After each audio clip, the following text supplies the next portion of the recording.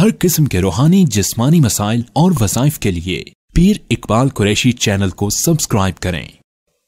نحمدہ ونصلی ونسلم علی رسولہ الکریم، اما بعد فاعوذ باللہ من الشیطان الرجیم، بسم اللہ الرحمن الرحیم۔ اصحاب غار کا وہ عمل جو آپ کی زندگی سے ہر پریشانی کو، ہر تکلیف کو، الجھن کو دور کر دے گا۔ بخاری شریف کے اندر 3 بندوں کا واقعہ موجود ہے۔ وہ ایک جگہ جا رہے تھے، غار میں وہ رکے تو ایک بڑی چٹان آئی اور غار کے دہانے کو، دروازے کو اس نے بند کر دیا۔ اب وہ چٹان اوپر سے گری تھی اور اس نے غار کو جب بند کر دیا تو یہ اندر پھنس گئے۔ اب نہ باہر نکل سکتے تھے، نہ اس کو ہٹا سکتے تھے، نہ کسی کو بتا سکتے تھے، نہ کوئی قریب میں قبیلہ تھا، نہ کوئی لوگ تھے، نہ کوئی بستی تھی۔ اب یہ 3 وہاں پہ بند ہو گئے، یہاں تک کہ ان کو موت نظر آنے لگی۔ نہ پانی، نہ کھانا، نہ کوئی معاونت کرنے والا، اور اتنی بڑی چٹان کو وہ کیسے ہٹائیں؟ زور اتنا نہیں، طاقت اتنی نہیں، کوئی آلات پاس نہیں۔ تو پھر انہوں نے آپس میں بیٹھ کر کہا مرنا تو ہے ہی ہے، اس سے پہلے کہ ہمیں موت آ جائے بھوک سے، اس طرح اندر رو رو کے، سسک کے پیاسا، لیکن ہم پہلے اللہ کے سامنے توبہ کرتے ہیں۔ ہم تینوں میں سے ایک ایک بندہ باری باری اللہ کے سامنے اپنے کوئی زندگی میں ایک نیک عمل ہو اس کو پیش کرے وسیلہ کے طور پہ۔ اللہ اس کی برکت سے شاید ہمیں یہاں سے نجات دے دے۔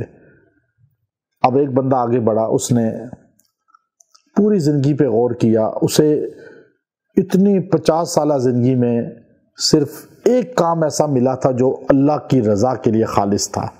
اس نے اس کو پیش کیا دعا میں، جیسے اس نے کہا اے اللہ بس میں سمجھتا ہوں اس کے علاوہ میرا اور کوئی کام تیری رضا کے لیے 100% خالص نہیں، اگر تیرے ہاں یہ خالص ہے تو ہمیں نجات دے دے۔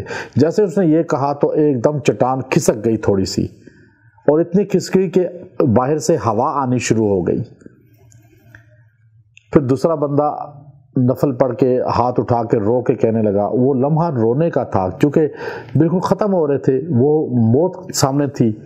جیسے ہوائی جہاز ایک دم ہچکولے کھاتا ہے تو پھر سارے بھول جاتے ہیں دائیں بائیں کی باتیں، صرف کہتے ہیں اللہ اللہ استغفر اللہ۔ تو یہ بھی وہی وقت تھا۔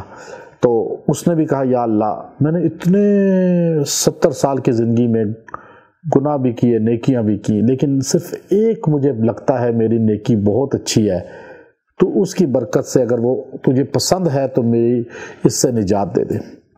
اتنا رویا اس نے یہ جملہ کہا کہ ایک دم چٹان اور تھوڑی کھسک گئی، اور اتنا رستہ ہو گیا کہ ہاتھ باہر جا سکے، لیکن بندہ نہیں نکل سکتا تھا۔ پھر تیسرا آدمی کھڑا ہوا، اس نے رو رو کے دعا کی۔ اس نے کہا اللہ میں کسی نیکی کا نہیں کہتا کہ میرا وہ قبولیت والی ہے یا تو خوش ہوا ہوگا اس سے، اس میں دکھلاوا، ریاکاری، بہت سی چیزیں ہیں، لیکن ایک بات ہے۔ اس نے کہا کہ میری یہ نیکی ہے، وہ اپنی نیکی اس نے پیش کی، اور یہ نیکی اگر تیری بارگاہ میں واقعی عزت والی ہے کہ مجھے ایک عورت نے غلط کام کے لیے بلایا، لیکن قدرت ہوتے ہوئے، موقع ہوتے ہوئے میں نے اس کو چھوڑ دیا، گناہ نہیں کیا، تو میرے پاس موقع بھی تھا، اسباب بھی تھے، ماحول بھی تھا، لیکن میں تیری وجہ سے ڈر گیا، تیری ذات سے میں نے گناہ چھوڑ دیا۔ اگر تیرے ہاں قبول ہے تو مجھے اس سے نجات دے دے، اس پتھر سے، چٹان سے۔ جیسے ہی اس نے یہ جملہ کہا نا تو چٹان ایک دم کھسک گئی اپنی جگہ سے، اور بندہ باہر نکلنے کا رستہ بن گیا۔ تینوں آدمی وہاں سے باہر نکلے اور چل دیے آگے۔ اس حدیث سے پتہ چلتا ہے کہ ایک نیکی زندگی میں ایسی کیا کریں جو صرف اللہ کے لیے ہو۔ آپ کی زندگی میں بہت سی نیکیاں آپ نے کی ہیں، گناہ بھی کیے ہیں، لیکن ایک نیکی ایسی ہونی چاہیے جو خالصتاً اللہ کے لیے ہو، جو آپ اللہ کو وسیلہ جب پریشان ہوں، غمگین ہوں، دکھ میں ہوں، اذیت میں ہوں، تکلیف میں ہوں، اللہ کے سامنے یوں وسیلہ پیش کر سکیں یا اللہ اگر یہ نیکی تجھے میری 100% لگتی ہے کہ تیرے لیے ہے تو تو میری اس پریشانی سے نجات کر دے۔ آپ دیکھیے گا اللہ آپ کو نجات دے دے گا، جیسے اصحاب غار کو اللہ نے بخاری کے اندر ہے کہ اس چٹان سے، اس غار سے نجات دی۔ میں اکثر یہ بات تحدیث بن نعمہ کے طور پہ کہہ رہا ہوں، بہت سے اللہ کام لے رہا ہے، لیکن ایک کام جو مسجد ہے، شیبی مسجد، یہ ہم نے خالص اللہ کے لیے بنائی ہے، کبھی اس پہ 1 روپیہ اس پہ سے ہم نے ذات پہ نہیں لگایا، اپنی اولاد پہ نہیں لگایا، یہاں تک کہ کبھی تنخواہ نہیں لی، کبھی پیٹرول کی مد میں نہیں لگایا، موبائل کی مد میں نہیں لیا، کمیشن کی مد میں نہیں لیا۔ جو اللہ کے بندے پیسہ دیتے ہیں 100% مسجد کے اندر لگاتے ہیں، اور کوئی بندہ 100 بار قسم کا بھی کہے تو ہم کھا سکتے ہیں کہ یہ 1 روپیہ زندگی میں مسجد کا اپنے اوپر نہیں لگایا۔ میں یہ اکثر سوچتا ہوں کہ یہ ایک نیکی خالصتاً 100% اللہ کے لیے ہے، باقی کئی کمیاں کوتاہیاں ہو سکتی ہیں، لیکن مسجد کے پیسے کو کبھی ذات پہ نہیں لگایا، مسجد کا پیسہ کبھی تنخواہ کی مد میں بھی نہیں لیا، اور مسجد کا پیسہ کبھی ادھر ادھر نہیں خرچ کیا۔ یہ انشاءاللہ ہماری کامیاب زندگی کا باعث بھی ہے، لیکن قبر اور آخرت کی نجات اور کامیابی کا ذریعہ بنے گا۔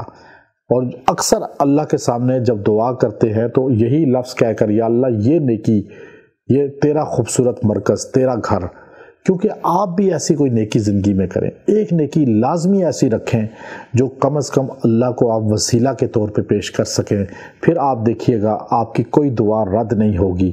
وآخر دعوانا ان الحمد للہ رب العالمین۔